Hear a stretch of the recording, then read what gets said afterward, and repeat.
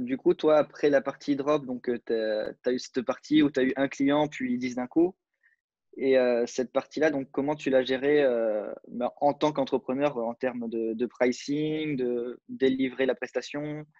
Heu, Est-ce que tu as été complètement perdu ou ça a été naturel encore une fois et tu t'es dit: «Bah, je trouve, mes marques, petit à petit, quoi»?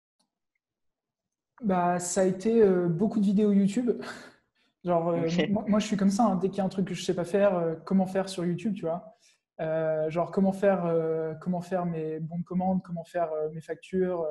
Donc, j'ai commencé un peu comme ça. Je crois que chaque client, j'étais à peu près, on va dire, entre 500 et 1000 pounds par mois, par client. Et bah, selon les clients, c'était soit créer des tunnels ou faire des pubs ou des trucs comme ça. Donc, honnêtement, ça a été. Il y a plein de trucs que j'ai mal fait, tu vois, genre ma compta à l'époque c'était une catastrophe. Euh, Tu vois, le truc de bien faire les factures et puis garder le contact aussi avec les différents clients parce que quand tu commences à les multiplier, ben, ça te prend du temps, quoi. Et je pense que la plus grosse erreur que j'ai fait, c'est que je ne facturais pas finalement pour la partie stratégie, qui est le truc le plus important, tu vois. Ça sort directement de ta tête, c'est toi qui mets en place la stratégie. Et bah, pour une entreprise, ça a énormément de valeur. Ils sont censés payer pour. Donc nous, en tant que prestataire, souvent, on fait payer pour le tunnel, on fait payer pour tel truc, alors que sans la stratégie, tout ça, ça ne représente rien, tu vois. Euh, donc si je devais revenir en arrière, je ferais certainement payer la stratégie.